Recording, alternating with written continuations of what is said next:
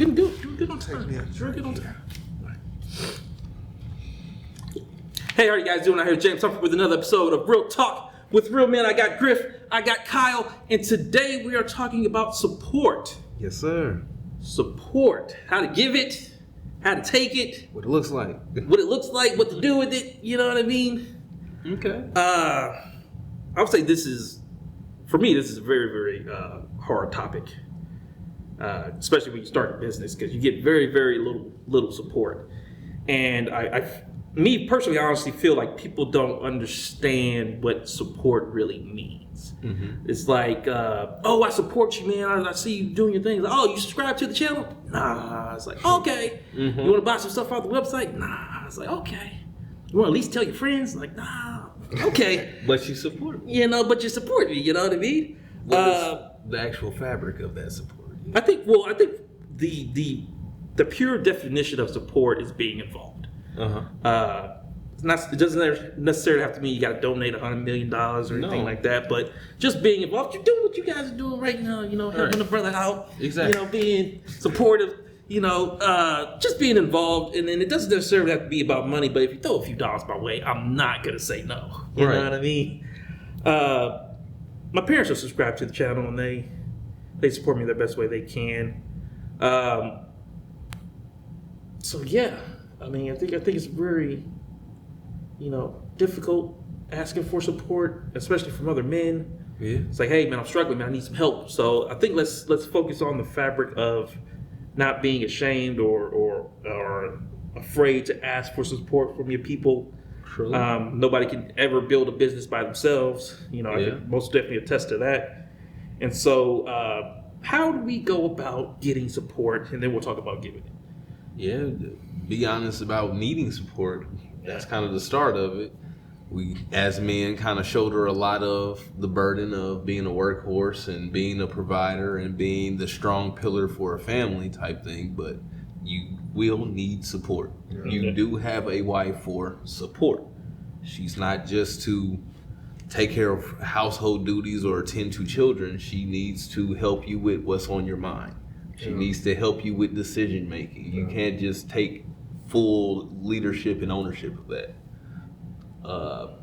Be honest, raise your hand when you need support. I think it starts there. Yeah. It's a hard thing to do.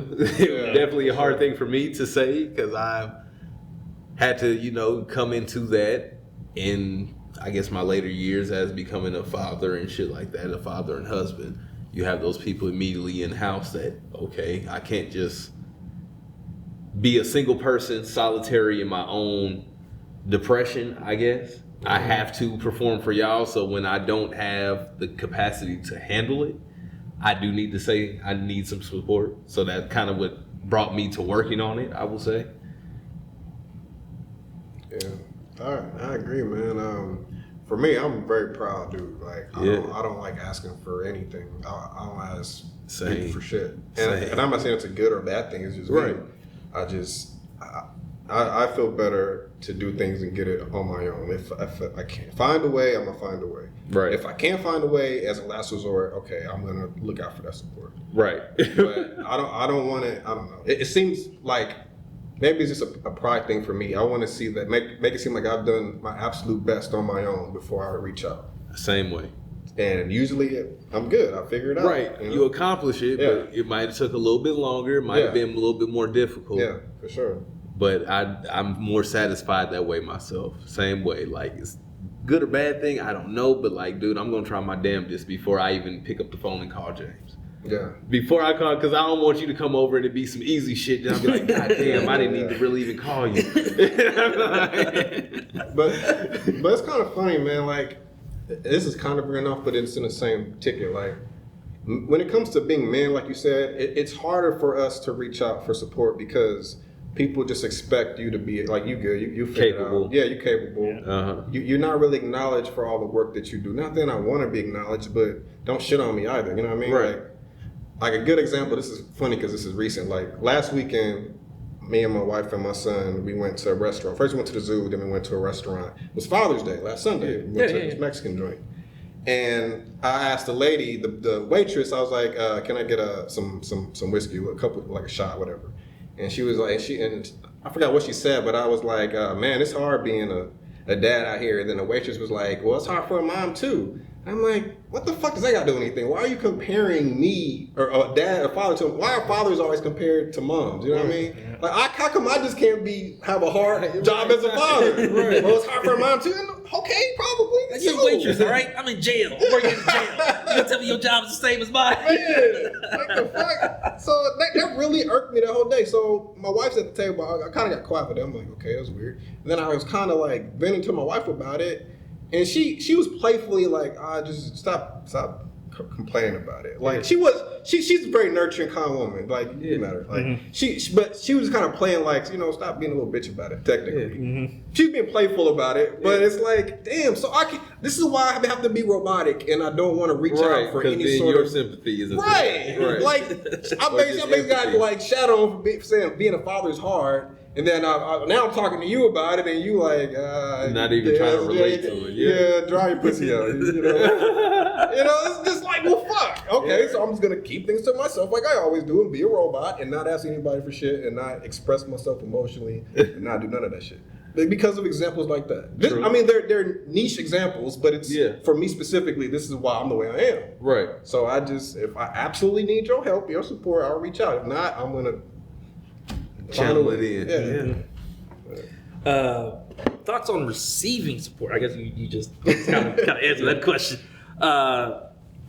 For me, of course, starting this business, I got used to the point of not of being okay with asking for support. Asking for help, whatever. It was more or less receiving it for me is kind of a hard thing, because even with just the camera crew, it's like, hey James, you need help with anything? I'm like, nah man, I got it. I'm gonna take care of all this, and you can just carry this or whatever. So I think it is for men. It's just as hard receiving support as asking for it. Yeah, you know what I mean.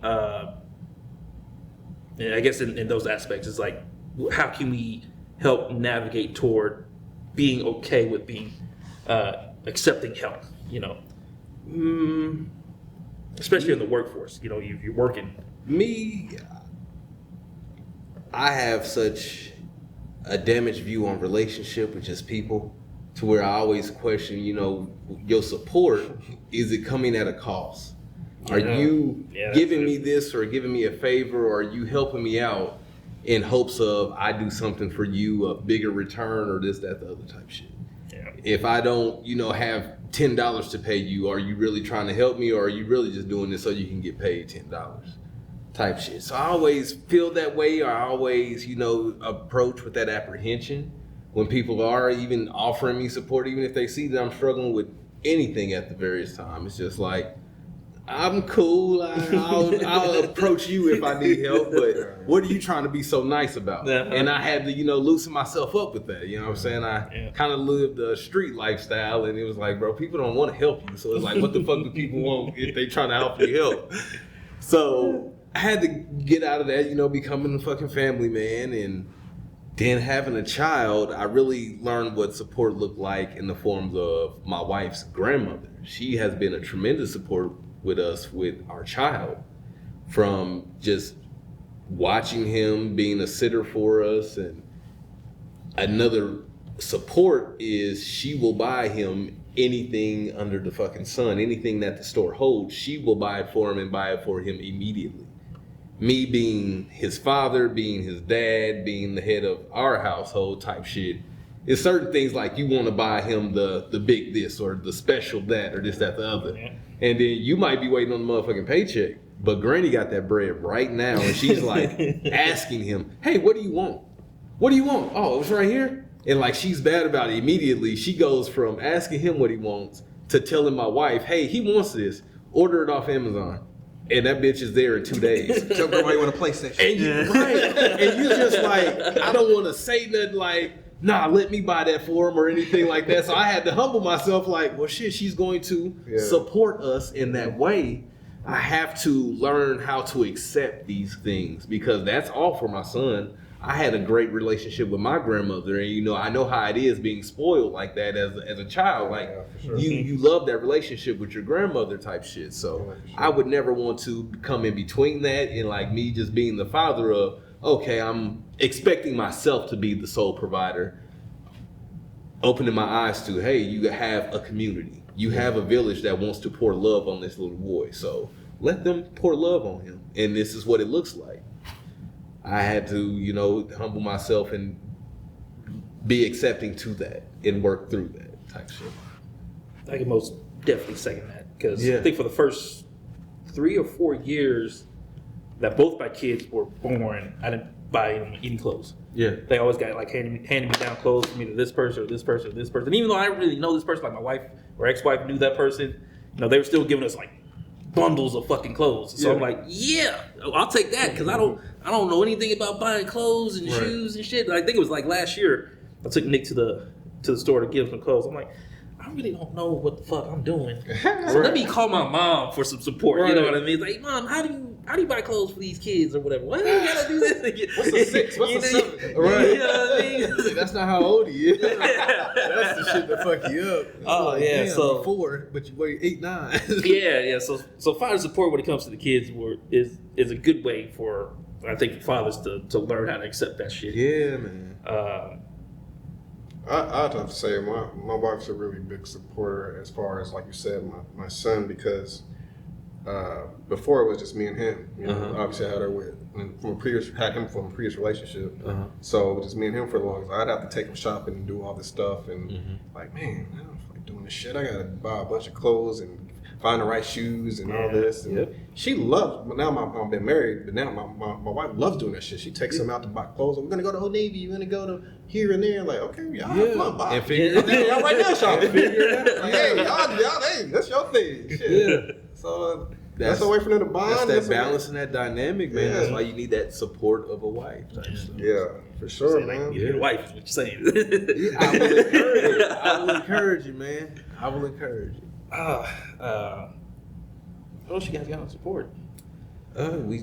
What it looks like, Other than being humbling yourself up, stop to being in your own way. accept it. I feel like if it's for free, then it's good to accept it. Yeah. I think that's a good one. If it's If free, coming from a genuine place. yeah, it's good to accept it. Yeah. I still think you should try your best on your own because it's just part of self-development to be, I don't say necessarily just a hard worker, but to know that you've given your all in whatever it is before you look for help outside. If somebody just walks up and help, don't say no if they want to help you. But like you got on the fucking 100-degree heat changing a tire and somebody wants to help you, like, no, I got this. Yeah. I mean, if you want to do it, you can. If you don't, you don't. But I think you should at least try to do things on your own first, just to build that mentality. I guess that is a good point because there are a lot of People are are just just- expectation Yeah, of I need yeah. help type shit. Yeah. There needs to be help for me for this. Yeah. Like, Yeah. you need to This is muster hard. it up. Oh, this Yeah. is hard. Like, come on, man. Like, try. Exactly. Yeah. Everything is hard. If it's worth Right. doing, it's hard. It's true. Go ahead and end the episode there. I got Kyle, I got Griff. See you guys on another episode of Real Talk with Real Men. But first, we're gonna answer some questions. Let's see if we can get 3 of them in here. Why do men ghost? Ghost? Ghost. Because ghosting you is easier than telling you specifically what we don't like about you. I was gonna say the same reason And women ghost. hurting you and shitting on your feelings in a blunt way. Yeah. Because I've had to do that once. So I've never ghosted nobody, but I've had to just bluntly tell a motherfucker, hey, I really just don't like you for these reasons. And she kind of still was persistent after that. So it's just like, all right.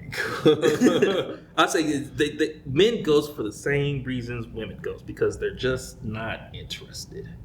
Yeah. Well, that's the core of it, but I think they Not kind of ghost for interested. different reasons. I think, and this is generalizing again, women might ghost because they have so many options that they don't really give a fuck about telling you why I don't want to talk to you. Right. Whereas a man typically is because we might not want to hurt your, like you said, hurt your feelings. Yeah. Right. We're a little bit more, let's say compassionate, like we're good and they're bad, but we have, when it comes to that kind of stuff, we're a bit more compassionate of, I don't really want to hurt her feelings, so I just don't want to talk to her no more. And then she's probably going to text me again and be like, hey, what's going on? Why have you texted me in a while? And you're like, you know what? I just think it's just not going to work. Then that's when you do the whole spiel. If you even respond, Right. then you do the whole spiel of, I just think, this ain't going to work, blah, blah, blah. I think that's the difference between men. Women, generally, they have so many options that they don't really give a fuck about explaining to you. They're like, I got 10 other guys in my DMs. Why do I need to explain to you? You just didn't fit the criteria. So bye. Stand out. Yeah. Yeah. So I can honestly say I've never ghosted anybody before. I'm one of those people that I answer my phone anytime it rings. Yeah. Yeah. I don't think I've ever had like a missed call from you guys saying that I didn't answer the phone. You know what I mean? So that's just me. That's just how I am. But then again, a lot of people ain't calling me. So don't make it seem, I'm not trying to make it seem like, oh, I got so many people calling me, they're all in line, all this other shit. Like, nah, it's not like that at all. I will say, I think a lot of people are afraid of the confrontation of telling someone that they're not your cup of tea. Yeah. And that fear of confrontation, whether it be, hey, I don't like you, and oh, what the fuck's wrong with me? Or, oh, well, you ain't shit anyway. Yeah. Well, you know what I'm saying? You don't like me. Well, I ain't like you anyway type shit.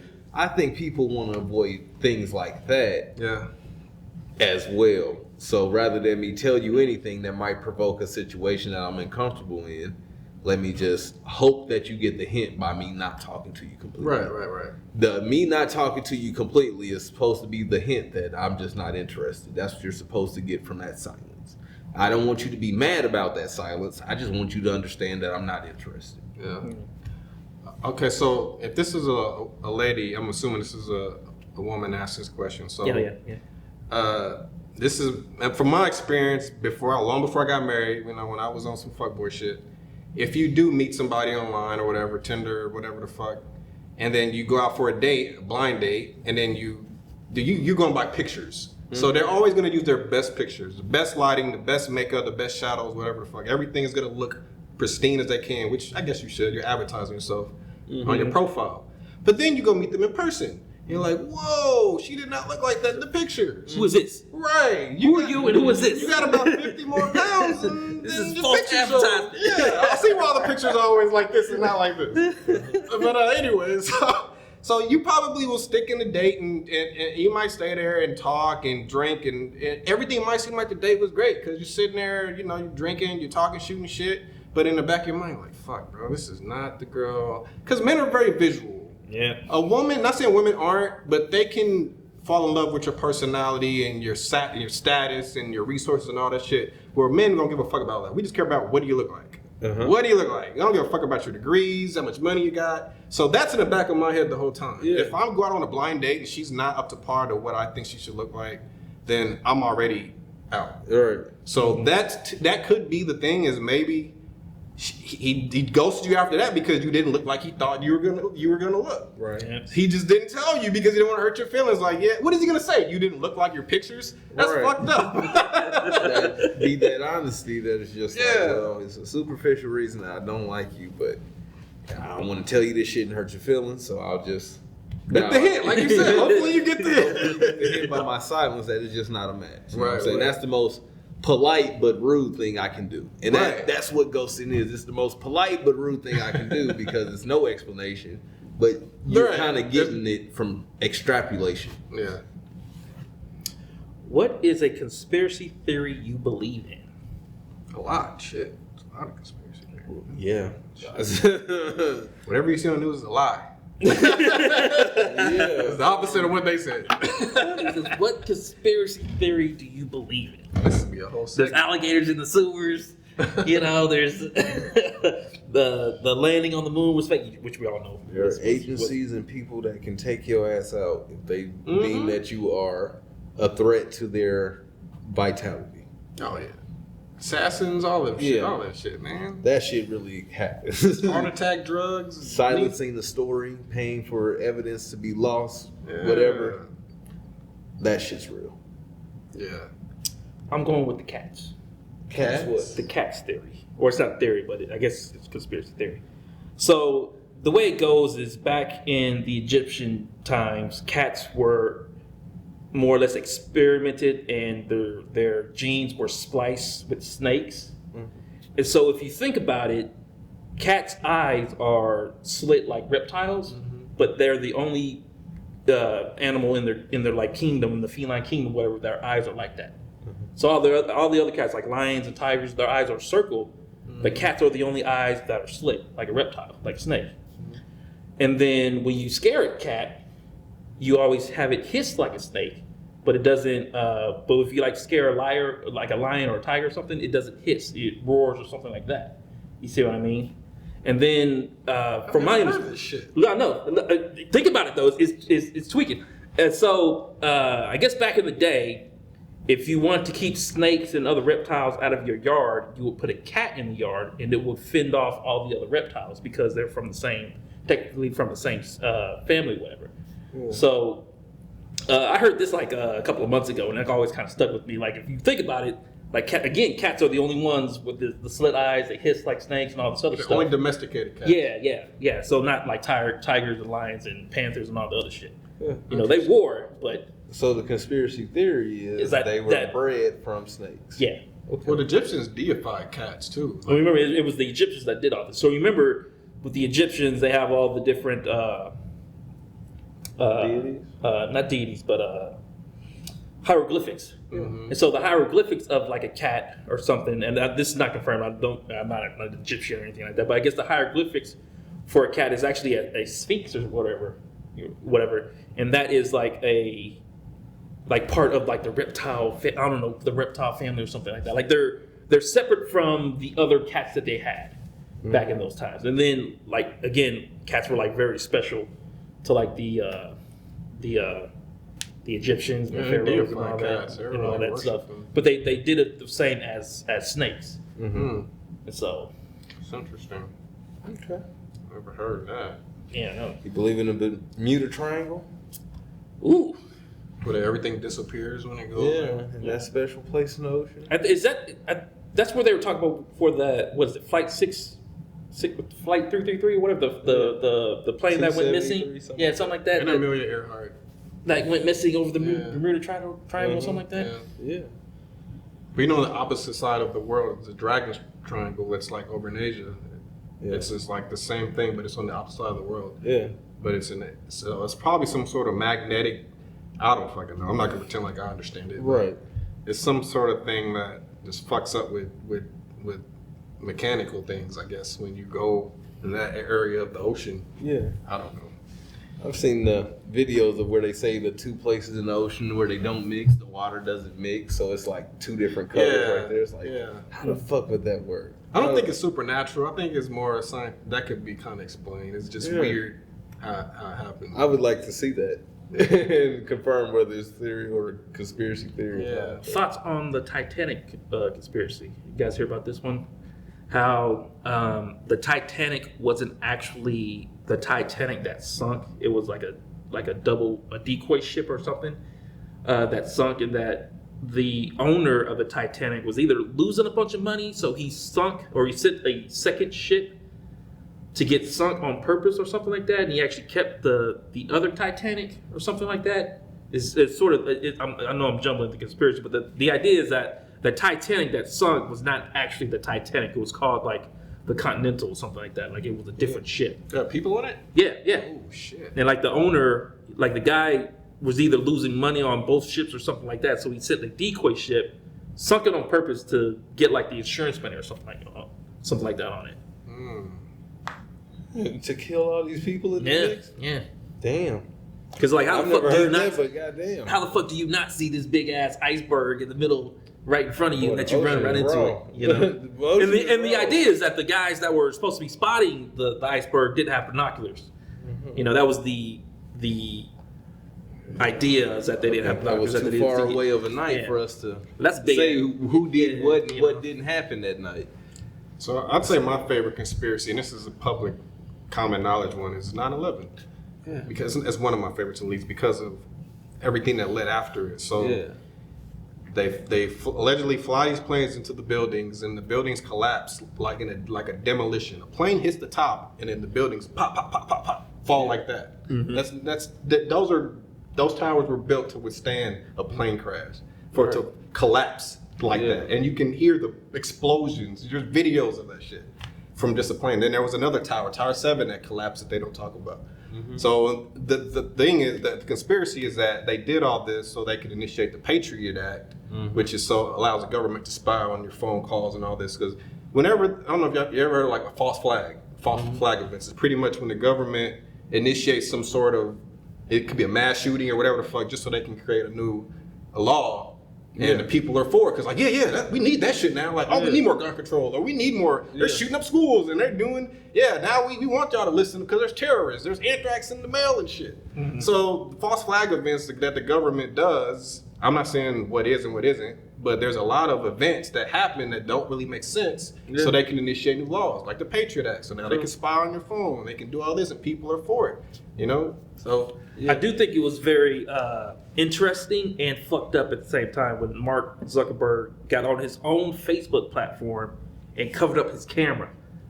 Like he was on like Facebook Live or something like that, and he covered up his own camera for his own streaming thingamajig. So I'm like, why are you covering up your own camera for your own streaming platform, whatever, if you don't know that you're allowing the government to spy on us and all this other shit? You know what I mean? Yeah. It's like, yo, bro, you know something. You know something that we don't know, and then you're building bunkers and shit, bro. Like, tell me what's going on. You know bunkers, what I mean? man. Just Oprah got a bunker. Mark Zuckerberg got a bunker. I think Elon Musk got a bunker. All that just in case money. Yeah. Shit, I would hate to have $1 billion and not spend some of it on a bunker. And then it's not just having a pool. It's not really a conspiracy theory, but it's just a thing that kind of rumbles in my mind where nobody owns space. Yeah.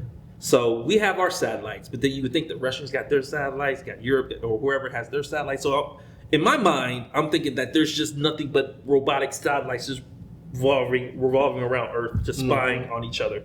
So the Russians spy on us, we're spying on everybody else, and all this other signals shit. And all kinds of shit. And I would think eventually they would like cram into each other, but it's a lot of space out there. There's a lot of space out there. That reminds me of the Antarctica Treaty. You heard about that, right? Mm-hmm. Like basically, that's the one land that nobody can fuck with because like there's something that's in Antarctica that they don't let certain parts of Antarctica that they don't let any other person or regular people go to. Yeah. But they like every nation signed a treaty that it's basically equal for all nations that it's cool there to travel there. But that normal people can't. Like it's some government, it's some weird shit going on in Antarctica though. Like, but nobody knows. It's weird. But anything about Area 51 or Atlantis? Aquaman or there's mermaids or whatever swimming in the ocean. I do believe there's some serious shit going down there. Like people are living down there. Oh yeah. These are parts of the ocean that we haven't discovered yet. Yeah. I'm just very, very scared to figure out because from my understanding, mermaids are bad or evil. Like they're not like Ariel and all that other shit. They're like some gruesome, ugly looking fish motherfuckers, monster, like man. Creatures. Yeah. And could be NT thing, bro. Yeah. There's parts of the ocean crazy. we haven't discovered that it's the deepest. We don't have the technology because of the pressure is so strong down there that we don't have anything that can withstand it. It would just fucking collapse. And it's so dark down there. The sun can't reach. Yeah. So that's some scary shit, man. Try to see if we got time for one more question. This should be an easy one. So if you were in a band, what would you play? A band? If you were in a band. This is a quick, easy question before we cut it I out. say bass or the drum because it just sounds. I'm going Prince, man. I'm hitting that guitar, man. Look, I say the bass just sounds just looks. Oh, the we way could they be just- like this. We could just get an instrument. Yeah, like, it doesn't have to be if you something were in a actually band, know if how you had to to like play an instrument, like you could be the lead singer, you could I be would- the band, I or would be do the guitar or the drummer. piano. Oh, piano. Guitar or piano. I'm going straight guitar. Straight guitar. That way you can always draw a crowd with either one of those. Yeah. Yeah, guitar just look cool too. You know what? What's that movie with Denzel Washington? Mo Better Blues. He played the trumpet. I would play the trumpet. That's Or a lot of saxophone. blowing though, man. Yeah, or the saxophone. That's still a lot blowing A too, lot though. of stress on you. Yeah. Yeah, that was that's a jazz era. So they were like rock stars back then. Nobody's doing that shit now. Yeah. Yes, that is true. Everything's all auto-tune now. Yeah, I'm about to say if you ain't a producer on Fruity Loops or whatever program, like that's the modern day trumpet player. All right. All right. Come on, man. I'm sorry. Not bad.